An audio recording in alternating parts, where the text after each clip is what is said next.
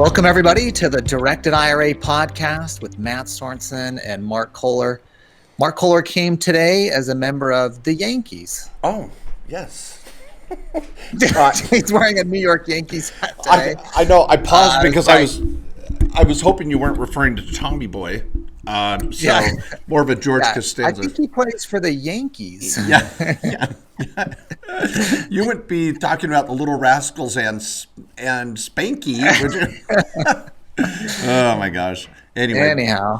Well, welcome everybody. Of course, as you know, we try to keep this light and dive into a very difficult topic, but a very rewarding and exciting topic. Yeah, this is a topic that pays, you know. Retirement account, this pays. We're talking about tax savings, building long-term wealth in a tax-efficient way, and having comfort in retirement. That's what the goal is with your self-directed IRA. But this isn't about what we want to talk about. This is about what you want to talk about. This is open forum. You can submit your questions always. If a self-directed IRA or retirement account question pops in your head and you're like, I don't know the answer to that, well, go to directedira.com/podcast, hit submit a question, and we take your questions there. We've got some in the queue. We've got some from social and other places we'll be fielding today. Yeah. So we're just here wanting to give you some good advice, tell you something we know about retirement accounts. You can decide whether it's helpful or not, I guess. Yeah. I want to give a shout out to one of our fans that sent me a shirt. I'm so excited. They know who they are, but this is my new Bigfoot shirt. For those that are on me, but nobody believes it. So for those of you that are listening to the podcast and not watching the YouTube version, this is a shirt with Bigfoot, and you know what Bigfoot looks like. We all do. And then some words over the top that says, "Bigfoot saw me, comma, but nobody believes him." I think there's a little, passive aggressive statement in that, but I guess, yeah. What are you saying there? I don't know what that says. It says that Bigfoot's real. That's what it's really saying. Okay. And, all right. Yeah. So none of this. Nobody believes me. I saw Bigfoot. So we're just turning it on its side. Maybe Bigfoot's telling his friends. I don't know if that was like a privacy person, that's like off the grid. That's like no one can find me or no one saw me, but Bigfoot did. I don't know. Maybe that's what it's saying. No. Maybe a deeper legal issue. Well, I grew up in the Northwest, so for any of you that, grew up on in the Sierra Nevadas, the Rocky Mountains, the Blue Mountains, all the Cascades, that's Bigfoot country. So, is that okay? Yeah, just want to throw that out. There's been, if you watch the Bigfoot show, which I'm sure most of you do, Finding Bigfoot, he's been seen in Wisconsin. He's been everywhere. So they need to make a version for kids like Finding Nemo. They just need Finding Bigfoot. Yeah, but that's fake. That's not real. Oh, okay. Yeah. All right. The fish really didn't do that? The fish can't talk? No. Oh, okay. Yeah. Bigfoot's real. So, we don't need to mock it any more than it already gets. So, all right. Okay, everybody. We're going to just dive into your questions. Matt Sorensen, start off with a little base hit. Do you have an easy question? Let's just get our juices flowing here. Let's get warmed up. All right. I like this one. This was from Karen, who asked, can a self-directed IRA be set up in a family trust? All right. Now, a self-directed IRA, and all IRAs, are individual accounts. An individual owns an IRA. So when you say, can it be set up in a family trust? I don't know what that means, but just think for you, Karen, you can have a self-directed IRA. You could have a Roth IRA, a traditional IRA, a SEP IRA. Those are individually based. Now, a lot of people get confused because they're like, hey, I want to set up an IRA there, and I've got money in my wife's IRA and my IRA, and we're going to move them into one IRA with you. You can't do that. The IRAs are individually based. Okay. Now, what you can have, Karen, though. Okay. Well, I was going to be the good guy and give her some good news. Oh, you want to give her the good news? Okay. Is that okay? I'll leave that from you. I'll leave that for you. Okay. All right. So we play good cop, bad cop as much as possible, and we try to make me the good cop. Many of you don't know this is how our staff meetings go too. Yeah. Sometimes we get confused, and one of us goes in as bad cop, the other one goes in as bad cop, and our employees are like, I can't "You guys are both bad cop." I don't know what's happening here. Yeah. We need a proper mom and dad relationship with even our employees. So, on days we're firing people, I just don't show up. Yeah. And then the days we're hiring, I'm there, full first, baskets Yeah. of goodies, Raises, bling. Company Raises. party. Yeah, that's how you work it. Okay, so Karen, here's some good news, and everybody, you should take note of this. As Matt said, IRA accounts are individual retirement accounts, Roth or traditional, however the case may be. Your kids could have their own IRA. You could have your own IRA. The trust has nothing to do with it in regards to the setup, funding, and ownership. But the trust, and this is very important, is the key beneficiary. Now, if you're married, you might have your spouse as the primary beneficiary, and then the trust is backup. But for many of us, it's just easier to go, my trust is a beneficiary. And in all of our trusts that we design, there's a provision called a see-through provision. A lot of people hear us say, you would never put a trust as a beneficiary of a retirement account. You'll screw up the tax issues. No.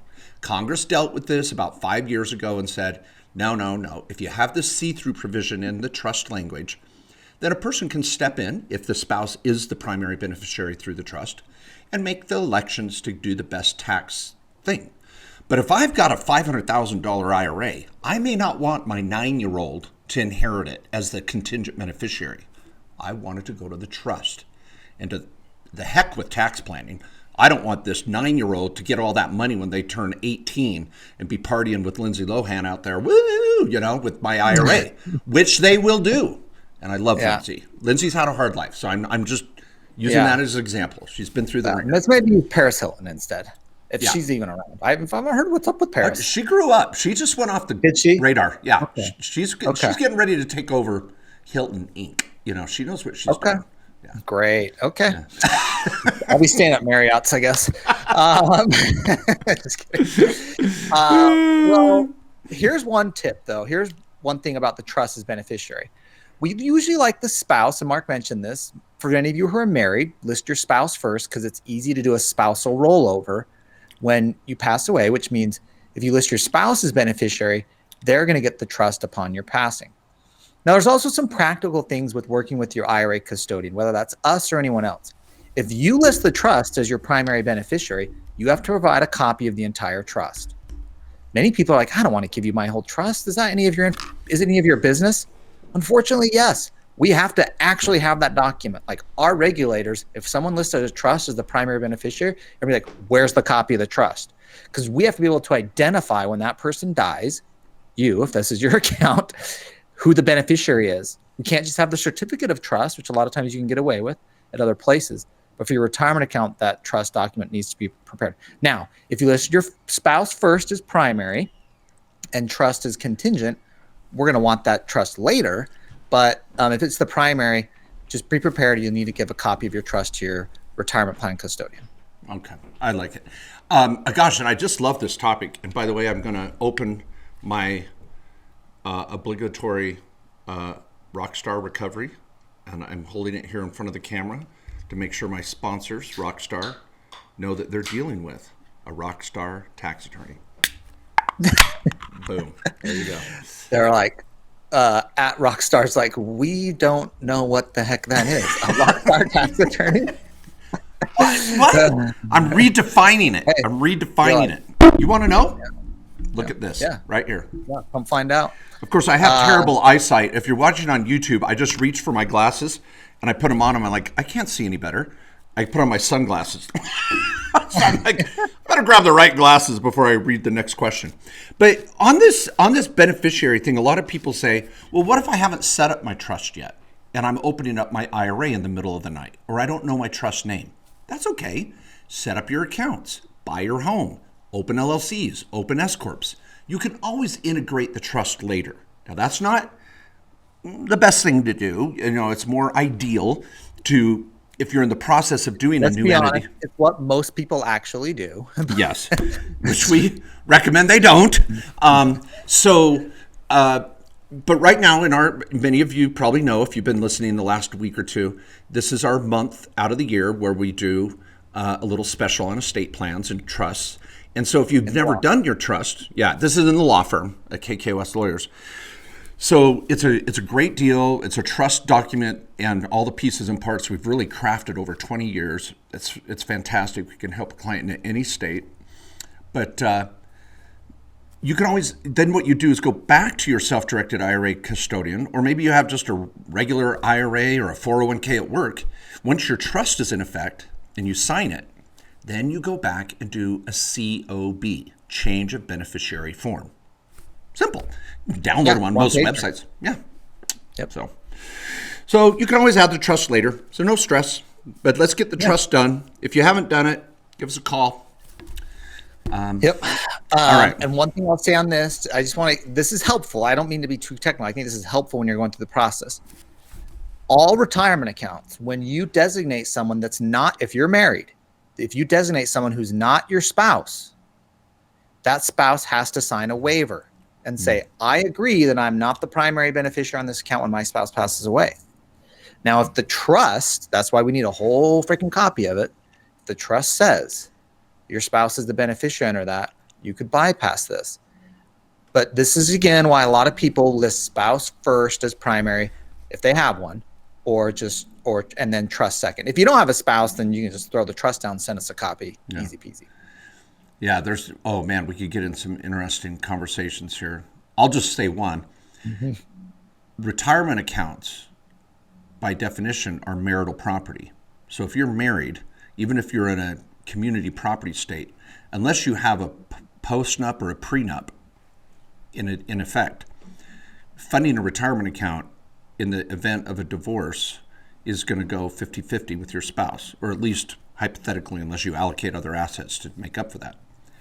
And upon death, your spouse is going to have a claim under probate law. If you had no plans at all, they're going to at least get 50% of it typically as well. So what some people say is, well, what about life insurance? Well, term life insurance is not considered marital property. So if you want to benefit someone, you can go out and buy a life insurance policy and make them the beneficiary all day long. No one has a claim against that. A life insurance company just pays out whose name's on it. And practically, too, think of Matt and I. I have a life insurance policy on Matt. He has one on me. Are we married? Nope. We're business partners. And so we want life insurance policies on each other so that if something happened to us, we could buy out the bulk of their ownership and give the money to their surviving family members. And we've got a buy-sell agreement with other things. But that's okay. So life insurance is different, which is kind of interesting, right? Yeah. Let me throw that out. Yeah. Well, nice little tidbit there. Yeah. Okay. Next question. No, you do it. I'm rambling, so you do it. Okay. George asked this. He says, can an IRA borrow money from a disqualified person? Okay. So tell us who disqualified are. Yeah. Disqualified person. These are people your IRA can't transact with. Buy, sell, borrow, rent, basically any money going between your IRA and this group of people called disqualified people is a no-no. So disqualified person includes yourself. You're disqualified to your own IRA. Your spouse. For those in Utah, all of your spouses. Okay. Ouch. Your kids. Ouch. Woo, taking some jabs today. All right. I mean, there's not that many jokes you get to make when talking about disqualified persons. I got to take my shots when I get them. Yeah. It's your parents. Your parents are disqualified. So now when you go, so just think of your lineal family line, but if you go horizontal here, you go to your siblings, your aunts and uncles and cousins, they're not disqualified. So for George, your question, let's say you're like, well, I want my spouse to loan money to my IRA. That they're a disqualified person. That would be prohibited. Also, your IRA couldn't make a loan to your mom, let's say. Okay, your mother is your parent, disqualified person. So no matter what way it's going, disqualified person sending money to the IRA sending money to disqualified person, it's prohibited either way. That's called a two-way street.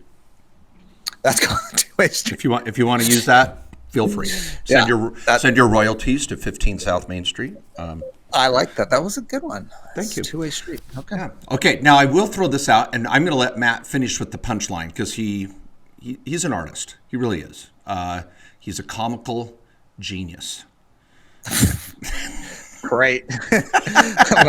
I'm setting you up here. And this is a setup. This is what they do in Arrested Development. They're setting it up for a payoff. All right. You're going to get the payoff here in a minute. Okay. I remember when Matt's daughter Brooke was dating a young man and was contemplating starting a business. And he went to good old future father-in-law and said, hey, I listened to your show. Can I borrow from your IRA?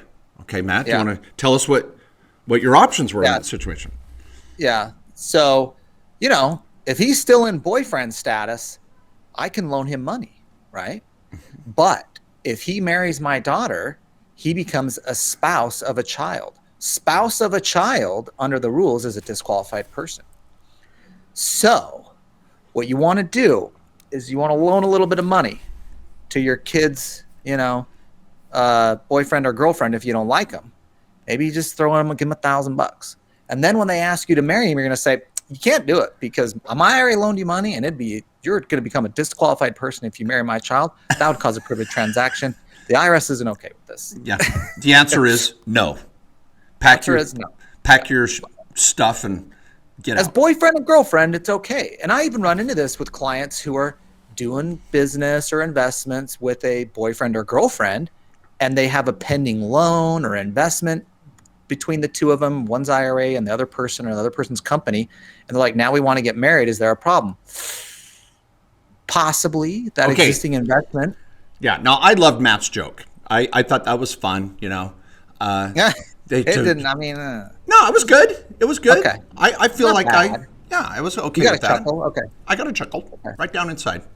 But I do want to ask, I thought it was more grandfathered in a situation. Let's say you did loan future son-in-law $20K and he married your daughter. As long as the terms are not modified after the marriage and he sticks to it, you're probably okay. Would you agree? I definitely agree. But if you give him any slack, bozo son-in-law now, let's say you needed money to fund a rehab on a property he's flipping and, he, for whatever reason, he can't pay me back. And now I need to cut him a deal because he's my son-in-law and all this. Now I'm running into privilege transaction issues. Mm-hmm. Yeah. So, because now he is disqualified and we're cutting a deal that's going to change the terms. So that's what we're concerned about. But if the deal goes out as you had already planned, we think you'd be okay. There's no cases on that, but it would make the most sense. Yeah. Okay. I'm going back into our archives of our questions here on the website. And let me reiterate that. If you go to directedira.com/podcast, or just go to directedira.com, you'll see the link to the podcast. On that page, you can submit a question. If we don't get to it on one open forum, we're gonna get to it as soon as we can. So that's why we hope you continue to listen to the show. And I usually reply and go, hey, we hit it. We got it. So I don't show that we answered Gary's question, Matt, regarding crypto. And could I pose that one? Yeah.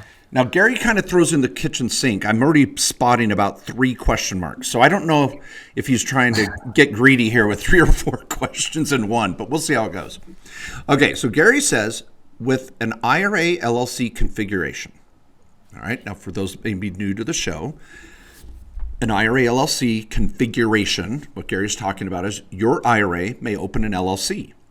And you could be the manager of that LLC and run the operations without major sweat equity and without compensation, just manage the affairs of that LLC. That's okay. That's a single member IRA LLC. You also may create an LLC with 5 or 6 IRA partners who could be disqualified generally, but when you form a new LLC, there's an exemption for that, where you can say, hey, my mom, my dad, my kids, my spouse, we're going to form an LLC and we're all going to throw our money into this bucket and form this multi-member LLC and go do business. That's okay. I can't go transact with them directly or compensate them in the LLC, but we can pool our money. So we've got other shows on IRA LLCs. Please go back and listen to them. So just setting the stage, Matt. I hope that's okay.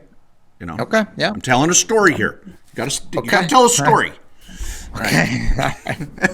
Okay, with an IRA LLC configuration, how does buying crypto from a private party work?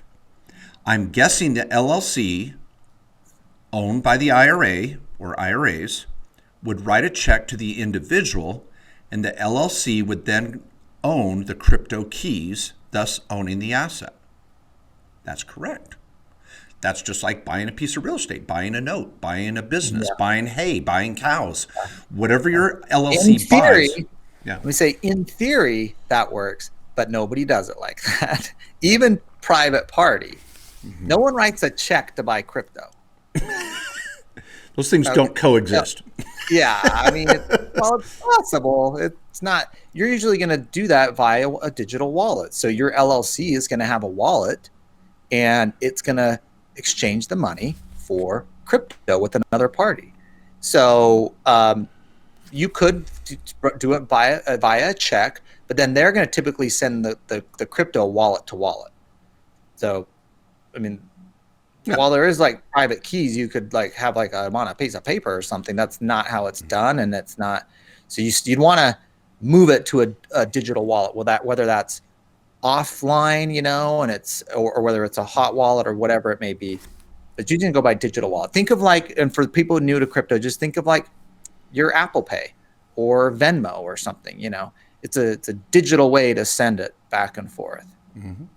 Well, Matt, uncannily jumped into the answer to his follow-up, or the main question was, how would the reporting go for this transaction, both on the LLC side and the seller? What forms, if any, would need to be brought into the transaction? Well, as Matt said, when you're trading crypto, we could talk about real estate and title companies. No matter what asset we throw in the mix, there's a process. Okay, in this example, Gary wanted to talk about crypto. But for any of you out there with an IRA LLC, you want to confirm what the process is. That's why using the law firm to set up your IRA LLC, you get an hour with our team, and the attorney is going to help direct you on how to manage your LLC and do your transaction. So that comes with every LLC. Now, the reporting, Gary, I have a feeling you're talking about the tax issues. See, for Matt, he was saying, hey, there's a wallet. You're going to just go from their wallet to your wallet. Your LLC may own the wallet. You might be doing this through Gemini or some sort of, we've got several crypto exchanges, primarily Gemini, that we have a relationship with at Directed IRA. So you can be up and going within 24 hours. You don't have to. Yeah, not with an IRA LLC though, but yes, and you're buying from the Gemini exchange with those. But if you want to go peer to peer, you're going to need an LLC with the wallet. What I'll say with those, if you want to get a wallet linked to an IRA LLC and you want to use a large provider like Coinbase, Gemini, Kraken, you're in about 3 to 6 month hold time right now. They are not prioritizing those. They're too small of accounts. They're processing those manually. If you're a hedge fund and you're going to do 100 million plus, they'll get you through in 30 days maybe. But everyone else, they're like, we're so freaking busy this last year. Get in line. So that's the whole reason we did Gemini and got an institutional relationship so we get people up and running to buy and sell crypto that way. Now, there are some other places I just want to note on this that we've had clients use that, we don't recommend necessarily. I don't know them enough to say that. We chose Gemini because they're a licensed trust company with a ton of insurance and audits and everything. But Bittrex is one that we've had a number of clients use successfully. They're pretty well known in the crypto space to do an LLC wallet. And so that's probably the one I've seen clients use the most. Trust Wallet, which is a part of Binance, we've seen clients use too with their LLCs. So just a couple ideas of where to go to for a wallet for an LLC. They're kind of tricky. That's the whole reason we did the Gemini thing and we do the crypto IRAs here directly. But it's possible. It's possible. It just takes a little more persistence, and you're not going to go to the big Coinbase, Kraken, or Gemini providers unless you know someone there, have a huge account. They're just going to take forever. Are you done? Yeah. Okay. Jeez. I'm probably giving that speech right now, like every other hour to a client with an IRA LLC who's like, I'm waiting at Coinbase, I'm waiting at Kraken. Like they see crypto dip and they're like, I want to buy. I'm like, I'm sorry, I can't help you. Like I don't have someone over at Coinbase to be like, talk to this person, they'll get you going. Okay. All right. Whatever. I just was in the middle of my answer and you kind of cannibalized it, hijacked it, whatever. Okay. Now. Well, Okay. What's the most good for? For that, I mean, it's the back and forth. That's what we're trying to do. Okay. Now, as I said, the 3-letter word tax. I think what Gary is referencing here, and this is good for everybody. He said, my question is, how would the reporting go for this transaction, both on the LLC side and the seller? So Gary actually zooms in on the issue that there's been a transaction. Is that taxable? What do we do? How do we report it?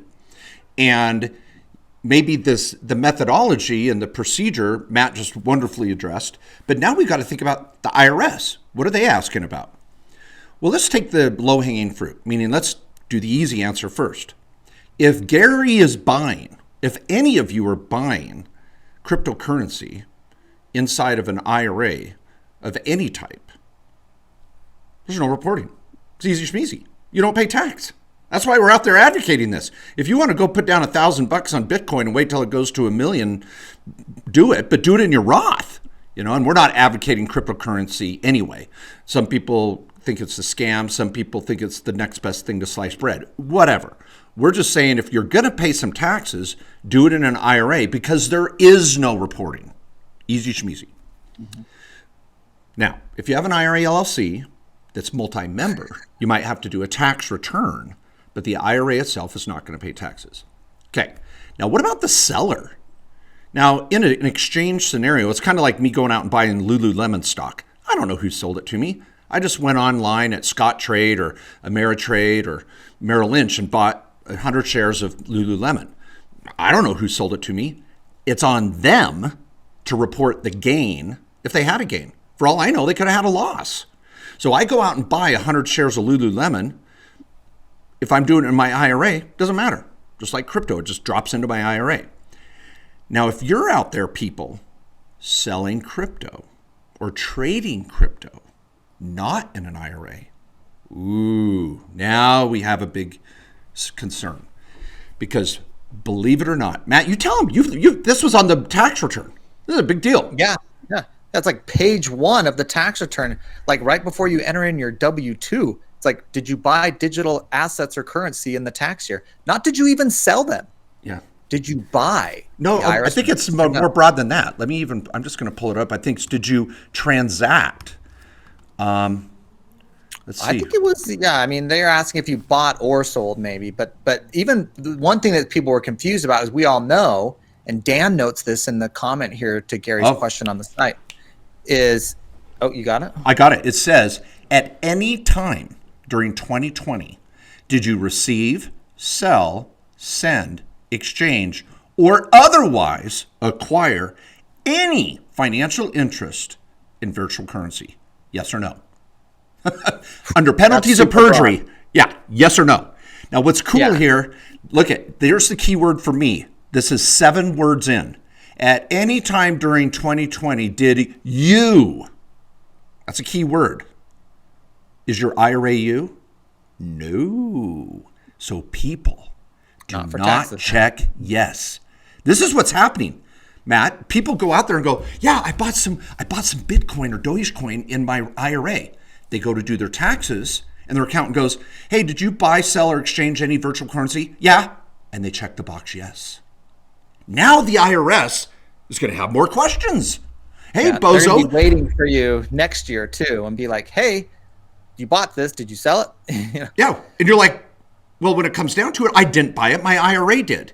Then don't check the box yes. Isn't that deep? Yeah. This is deep. Yeah. This is life-changing. Mark and I, we did a webinar with the entrepreneur on crypto tax rules and what you need to report, how the taxes work personally. We talked about IRAs as kind of the secret weapon there at the end.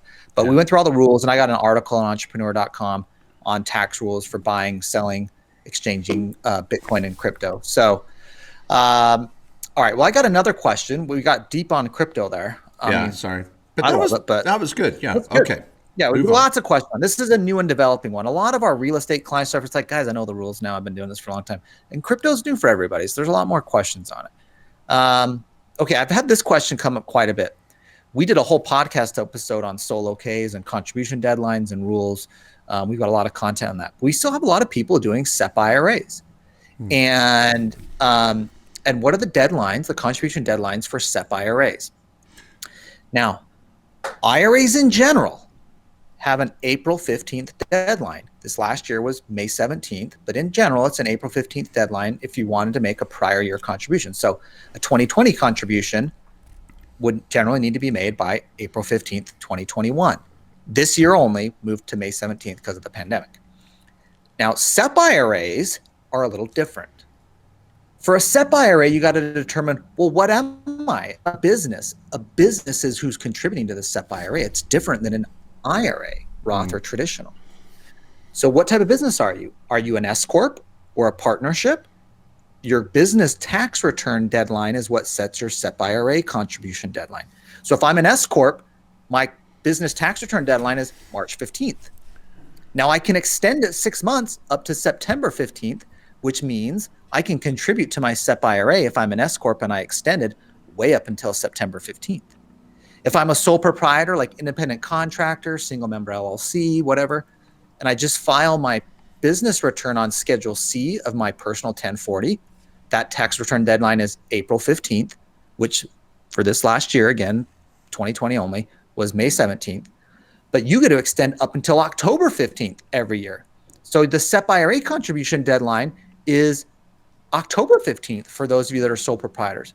So just note that for you SEP IRA owners, you're not cut out if you missed May 17th this past year. Again, usually April 15th. You also have the 6-month extension deadline if you did file an extension to get that SEP IRA contribution in. And we've been seeing them still coming in here. It's just a good strategy to know just to get more money in. Okay. Now, Matt, I know we're running a little shorter show than usual. Can I answer one more question and then we'll wrap it up? Is that all right? Yeah. Okay. Now, this is a little shout out again to our real estate investors. Now, just stepping back for a moment, everybody, we really encourage diversifying your portfolio and including real estate in it, personally and potentially in your retirement accounts. Why not? If you're getting a great return on real estate, but then you go to the stock market with your 401k or IRA and you're like, well, it is what it is. There's no other option. Oh, no. So you could buy the same types of real estate deals you're buying in your personal name and get that same awesome freaking return in your retirement accounts if you so choose. So for years, that's been really, some people get sick of our show in the past because all we did was talk about real estate. Now, I'm kind of nice to have a crypto and gold and silver and small business, cows. We've got a little of everything going on now, which is it's nice. Well, I'm going to answer this briefly because this could be a 30-minute conversation. We had a question come through the firm this week where we did a training with all of our attorneys. So I'm not going to read it from the website here, but I'm just going to pose it for everybody else. Can I do a 1031 exchange inside my IRA or inside my IRA LLC? Do I need to do a 1031 exchange? Would that make sense? See, we think of 1031 exchanges in our personal lives. I'm going to sell a property and buy a new one of equal or greater value. I'm going to sell 3 and buy a new one of equal or greater value than the 3 combined. I'm going to sell 1 and buy 4. Anyway, we could talk about 1031s. We've got shows dedicated to 1031s on the Main Street Business Podcast. So go over there and watch it. You'll see it in the podcast history, 1031 exchanges. But the answer is, can an IRA do a 1031 exchange? Yes. Now, I'm going to let everybody think for a minute. Why would I ever, on this earth, this little God Green's earth, want to do a 1031 exchange in an IRA when I don't pay taxes? And it's a 4-letter word. And it's not FICA. And it's, I don't know what other F word you're thinking of, but it's not FICA. It starts with, what is it, Matt? It starts with a U. There's an F in there. Yeah. UDFI, Unrelated Debt Financed Income, which is for those that have used debt to purchase a property, real estate, and as we're which talking you about can do. You can do that in your IRA. Yeah. Yeah, it's a non-recourse loan. You don't guarantee it, but you can use the IRA money as a down payment, get a mortgage for the balance. There's a bunch of lenders on directedira.com and banks that do those loans for IRAs buying real estate. But that can cause a tax called UDFI. But like Mark said, the good news, you can 1031 it. Yeah. And there's no UDFI tax. You do a 1031, you buy another property, same rule of equal or greater value. and then that gain gets rolled into the next property. And here's the payout, people. This is the cool part. There's no UDFI if you sell a property in your IRA and there's been no debt on it for at least 12 months preceding the date of sale.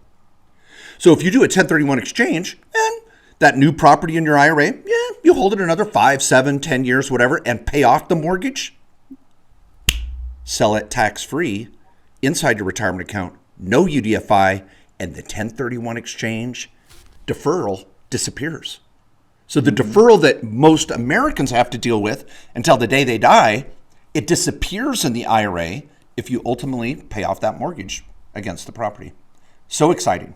So that's pretty freaking cool. Yeah, I love that one. I've had some clients, do some 1031 exchanges with their IRAs that are involved, and it's the same 1031 rules that those real estate investors are familiar with that apply. But here again, we're deferring the gain because of UDFI. If you've bought a property with cash with your IRA, or even the solo Ks that don't have UDFI on leveraged real estate, don't worry about it. You don't even worry about the 1031. But those IRAs that did leverage and you're selling with a bunch of debt still, if your plans to buy another property, consider the 1031. I love it. That's a good one to bring up. That's a great one to close. Thank you. Well, I'm going to take us out of the show. And that was our closer. That was our closer. But for those on YouTube, some of you may want to get over to YouTube and check this out. I'm going to put on my new sunglasses. Now, these are Persols. Now, why I like these? These are pretty cool, Matt, right? Those are cool. You look like Iceman. Oh, okay. I'll take Iceman. That's for those who aren't in the know. You ladies will know. Maverick? All the ladies know who Iceman is. I mean, this is when, this is Top Gun, 1980, whatever. Val Kilmer. This is the best Val Kilmer ever looked in his life, was playing volleyball in Top Gun. But you know what these are? These are the glasses worn by Brad Pitt in Ocean's 11. Oh. And also Daniel Craig in 007 Skyfall. Oh. So if you Google it and go, what are those glasses they're wearing? They're called Persols, P-E-R-S-O-L. Now, they're not terribly expensive. You can even get them at Sunglass Hut. Boy, I sound like I'm an infomercial here, but I'm just saying, I've had some cat calls. It's been a little awkward because I walk down the street and I hear I'm like, yeah, I object. Legally Blonde. Yeah, no, look at that. That was a threefer. I pulled an Ocean's 11, Skyfall, and Legally Blonde right there. Yeah. Wow.